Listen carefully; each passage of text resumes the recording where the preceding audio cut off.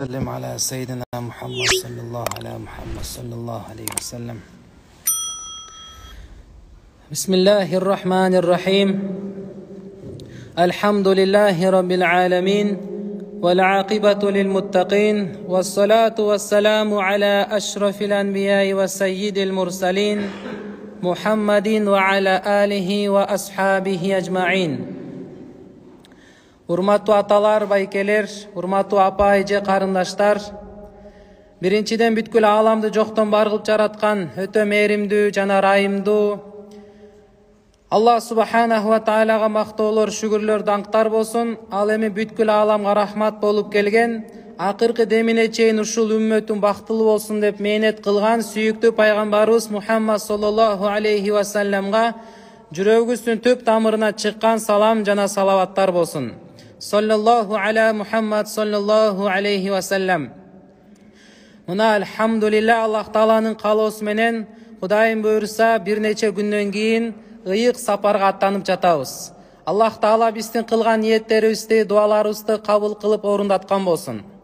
Сүйүктүү пайгамбарыбыз sallallahu aleyhi ve sellem айткан, ажыга барган адамдар жана умрага барган адамдар вафтуллахи таала, алар Аллах Тааланын өзгөчө меймандары, коноктору болот деген. Аллах Таала аларды чакырды. Алар Аллахтын чакырыгына жооп берип келишти ыйык Мекке, Мединага. Аллах Таала алардын сураганын берди дейт.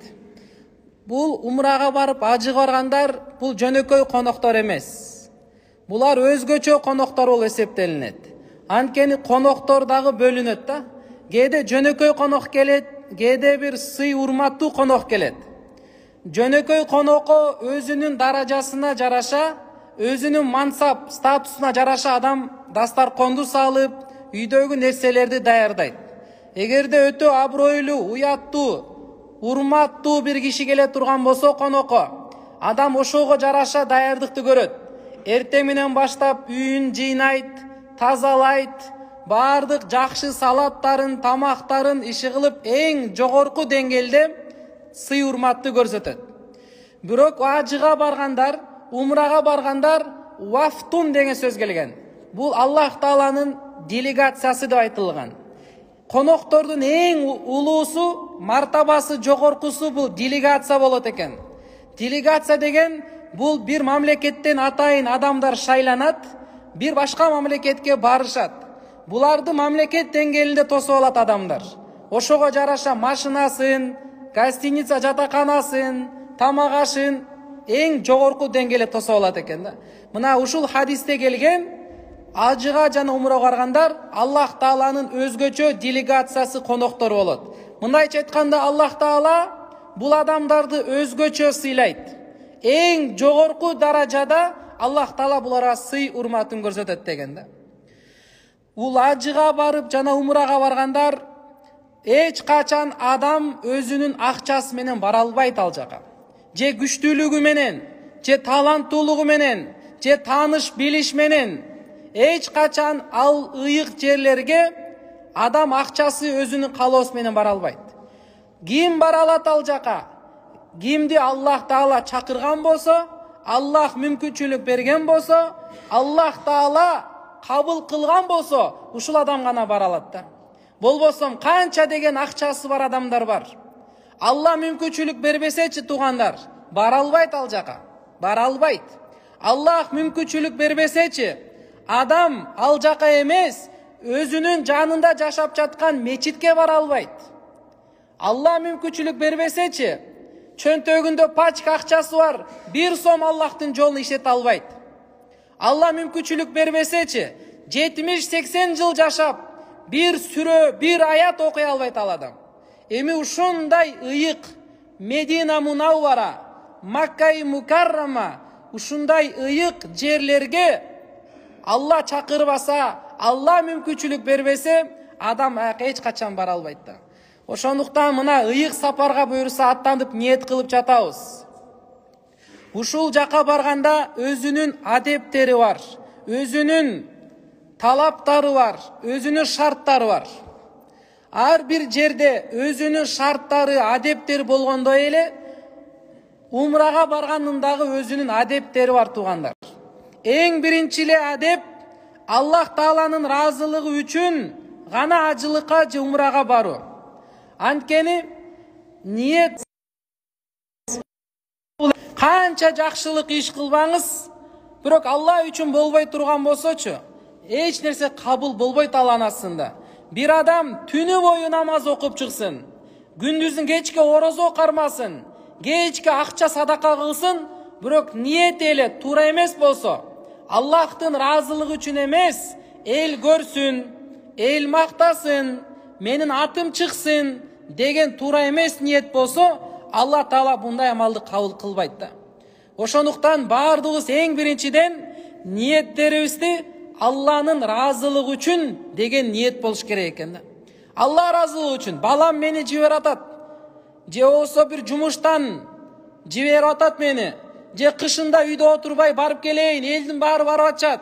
Jo андай emes eкен da. Allah'ın razılığı üçün boluş gerek eken. Kaçan Allah Taala'nın razılığı üçün barsak, anan bizden kılgan ibadattın bardığı ten kabul bolot da. Жүрөктө bizde talap boluş gerek eken da, talap.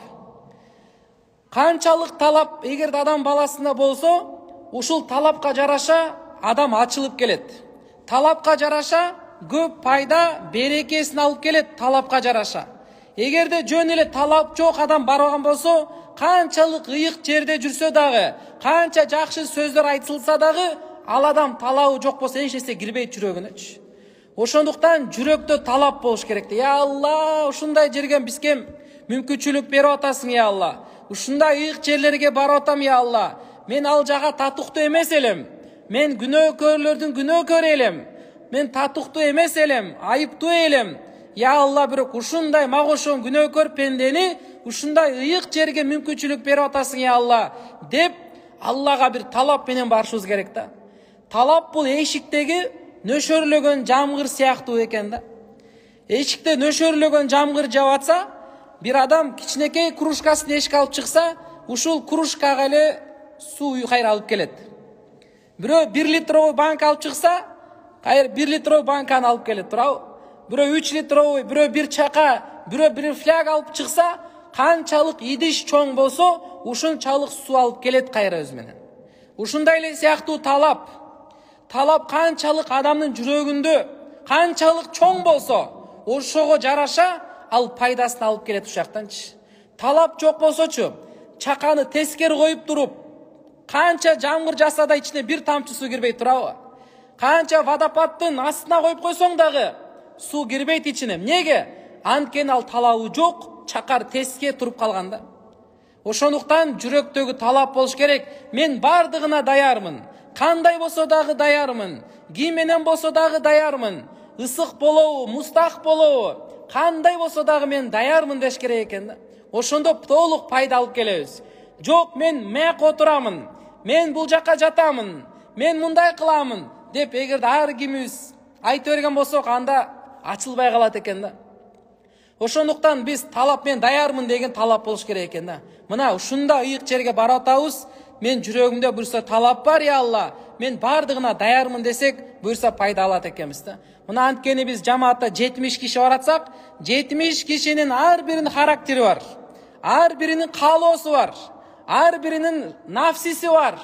Эгер ар бири тең мындай дей берген болсо, анда болбой калат экен да. Ошондуктан буюрса мына жамаатта бир умра башчы болот, буюрса амир болот. Ошон каякка бөлүп койгон болсо, 4 адамдан жатабыз буюрса. Кимди кандай бөлүп койгон болсо, ошого даяр болуп турайлы иншалла. Аллахым кабыл кылган болсун. Умрага баргандардын адептеринен ажылык жана умрага барардан мурда бекем тооба кылышыбыз керек экен. Мындай эмес. Баргандан кийин тооба кылам ушул жактан. Азырча күнөө кылып тура берейин, тооба кылбай эле коеюн, тияктан тооба